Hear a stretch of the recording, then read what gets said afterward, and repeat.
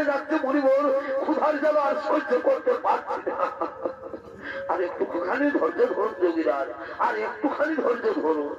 ওই যে দেখা যাচ্ছে কুটির, যাও যাও যোগীরাজ, ওই কুটির থেকে চেয়ে নাও পিপাসার জল আর ক্ষুধার সামগ্রী।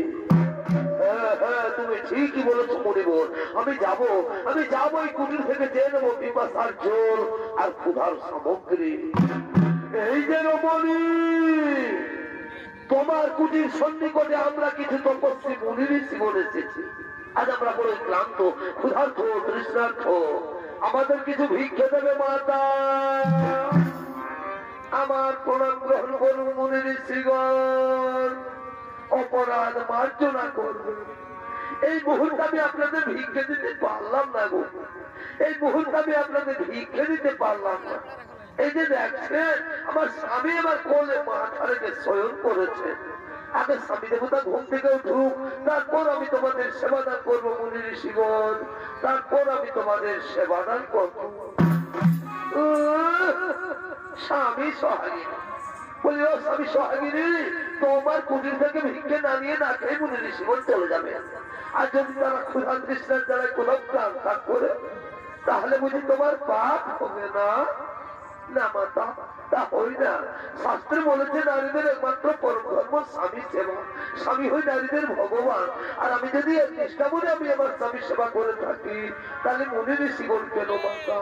স্বয়ং যদি ব্রহ্মা বিষ্ণু কিংবা কৈলাসপতি বাবা ভোলানাথ এসে থাকেন, তবু আমার বিন্দু মাত্র পাপ হতে পারে না মাতা, তবু আমার বিন্দু মাত্র পাপ হতে পারে না। হরি ওম তৎসৎ, হরি ওম তৎসৎ। বুঝতে পেরেছো যোগীরাজ? এ রমণী সে রমণী নয়, এ রমণী মৃত্যুকেও ভয় করে না। চলো যোগীরাজ, এখানে থাকা ঠিক হবে না, চলো আমরা নিজালয়ে করিব গমন।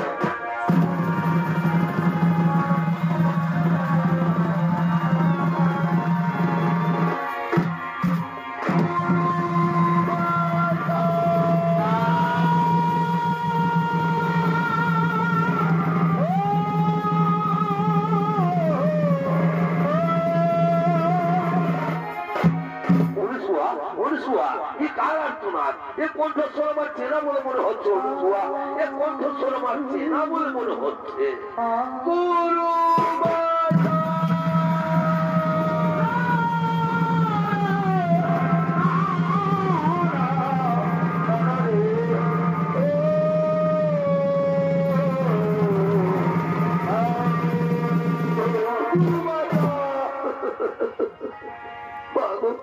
আমি স্বর্গ থেকে ফিরে আসা লাঞ্ছিতা অবহেলিতা উপেক্ষিতা নর্মদা চক্রবর্তী, তুমি তোমায় শরীরে স্বর্গে পাঠিয়েছিলে, কিন্তু স্বর্গের দেবতা কোন আমায় বিতাড়িত করেছে।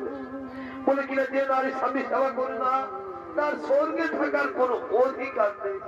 আমার গুরু মাতা, আমার বিবাহের পর নাকি আমার স্বামীর মৃত্যুযোগ রয়েছে, তাই তো কেউ আমাকে আপন করে নিতে চায় না। তাহলে বলো বলো আমার গুরু মাতা, এখন আমি কি করি? এখন আমি কোথায় যাই?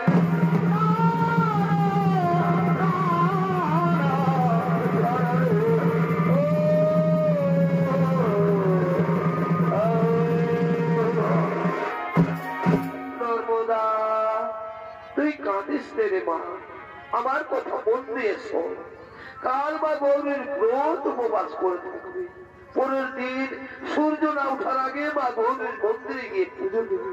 আর পুজো দিয়ে বেরিয়ে যে পুরুষ মানুষের সাথে তোর দর্শন হবে, তারই বলে মালা পরিয়ে তাকে স্বামী রূপে বরণ করবি। বলবি ওম স্বামী দেবতায় নমো, ওম স্বামী দেবতায় নমো, এই মন্ত্র উচ্চারণ করবি, দেখবি দেবতারা তোর কোনো ক্ষতি করতে পারবে না। চল মা, এখন তুই ঘরে ফিরে চল। তাই চলো শুয়া, তাই চলো।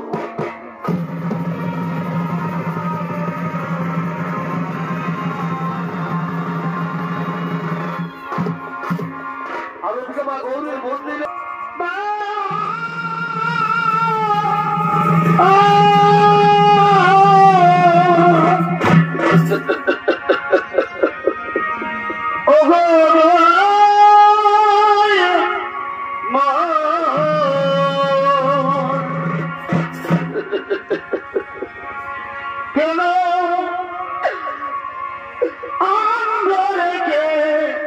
তোরা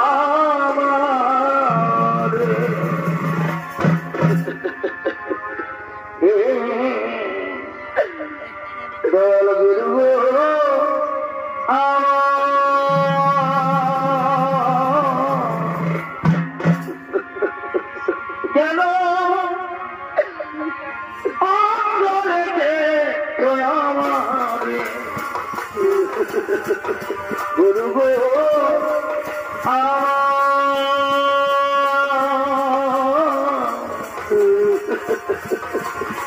কেন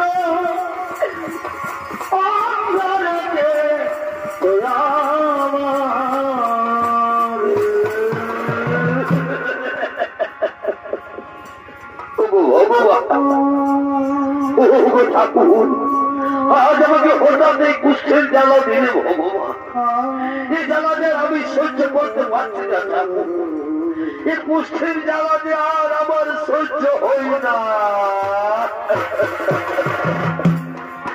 আমি কোন পাপের পাপী রে,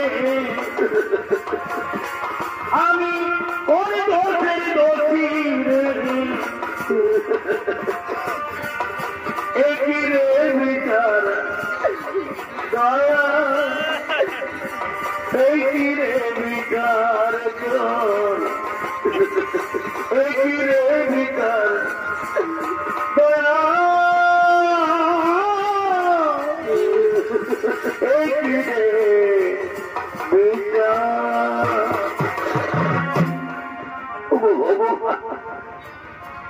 কুষ্ঠের জ্বালা দিয়েছ, ঠিকই করেছো দয়া বই, ঠিকই করেছো, কিন্তু তুমি আমাকে একটিবার বলে দাও ঠাকুর, এই অবস্থায় কে আমাকে আশ্রয় দেবে? আমায় একটু জায়গা দাও, মন্দিরে বসি, মন্দিরে বসি, আমি অনাহুত একজন,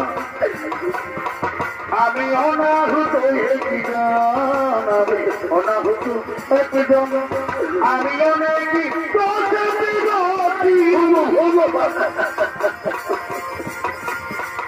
আমায় একটু জায়গা দাও, মন্দিরে বসি, মন্দিরে বসি, আমি এখানে একটু বিশ্রাম করি।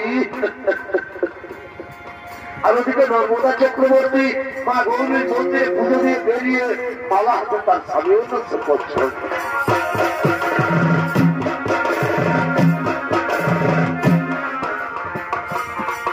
আমার মন প্রাতে বধুর দরদে গো, মন প্রাতে বধুর দরদে,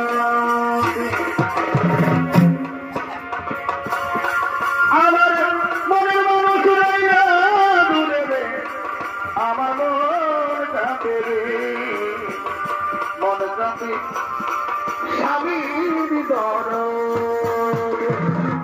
আজ আমার কি আনন্দের দিন, আজ আমার খুবই আনন্দের দিন। মাতা অনুষ্মার আশীর্বাদে আজ একটা সুপুরস্কারে আমি রূপে বরণ করবো, কিন্তু এদিকে তো কোনো পুরুষ মানুষ দেখা যাচ্ছে না। তাহলে যাই ওদিকে গিয়ে দেখি তো। আমার মনের মানুষ রাইয়া দূরে রে, আমার মন কাঁদে রে, মন কাঁদে স্বামীর দরদে। না তো এদিকেও কোনো পুরুষ মানুষ দেখা যাচ্ছে না, তাহলে কি মাতা অনুসূয়ার কথা?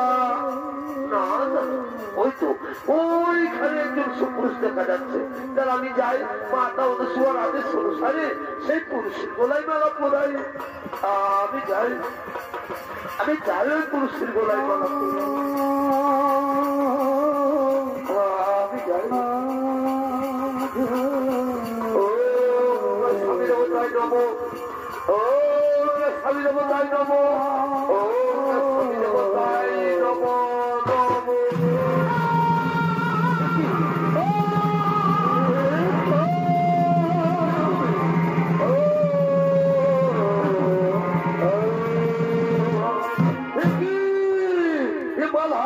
কি মালা, কিসের মালা, কে আমায় মালা পরালো, কেন কেন, কে তুমি?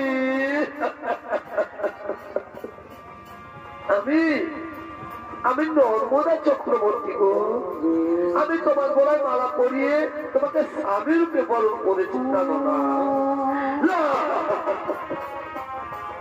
নর্মদা চক্রবর্তী তোমার মনে হয় ভুল হয়ে গেছে সুন্দরী, তোমার মনে হয় ভুল হয়ে গেছে। খুলে নাও, খুলে নাও এই মালা, তুমি খুলে নাও আর নিজের ঘরে চলে যাও। জীবনে মরণে তোমাকে চলে যাবো, কি করে বোঝাই যে তোমার কি হয়ে যাবো। আমি এত কথা জানি, আমি তবু বলিনি, আমি জানতে চাই না। আমি এত কথা জানি, আমি তবু বলিনি। খুলে নাও, খুলে নাও এই মালা, তুমি খুলে নাও। না গো, মেয়েরা যার বলা একবার মালা পড়ায় সে তার ভগবান হয়ে যায় স্বামী, সে তার ভগবান হয়ে যায়। আচ্ছা আচ্ছা বলো তো তোমার, আমি তোমার অযোগ্য? ও কথা বলো না নর্মদা, ও কথা বলো না। তুমি তো আমার যোগ্য ঠিক কি নর্মদা, কিন্তু আমি যে তোমার যোগ্য নই নর্মদা, আমি যে তোমার যোগ্য নই। যদি আরেক জনম পাই গো নর্মদা, আমি সে জনমে তোমারই রইব নর্মদা। যদি আরেক জনম পাই গো নর্মদা, আমি সে জনমে তোমারই রইব।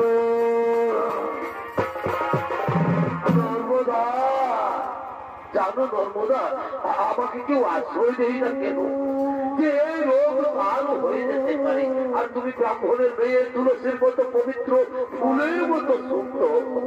তুমি হয়তো কোনো রাজ পরিবারের বউ হবে নর্মদা, তুমি হয়তো কোনো রাজ পরিবারের বউ হবে।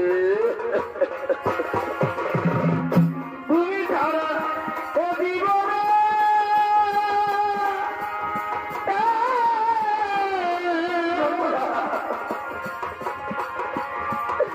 আমার আছে নর্মদা, স্বামী নর্মদা, স্বামী আমার গো নর্মদা। তুমি পারবে, পারবে নর্মদা এই মৃতপ্রায় মানুষটা সেবা করতে পারবে তো?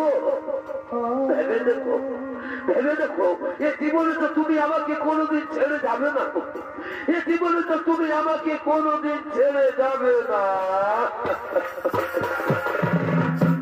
এ জীবন তোমাকে দিল ও বন্ধু নর্মদা, শুধু ভালোবাসা দিও নর্মদা, তুমি শুধু ভালোবাসা দিও। স্বামী চলো, আমি তোমাকে নিয়ে ওই মহাতীর্থের পথে আগমন করি। এসো এসো আমার স্বামী দেবতা, আমরা এখন ওই মহাতীর্থের পথে আগমন করি।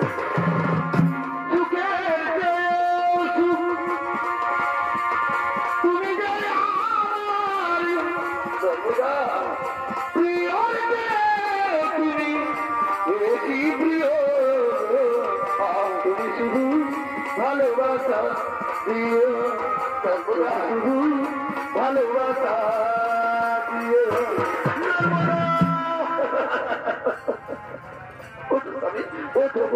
আমি তো তোমার কাছে কাছে আছি,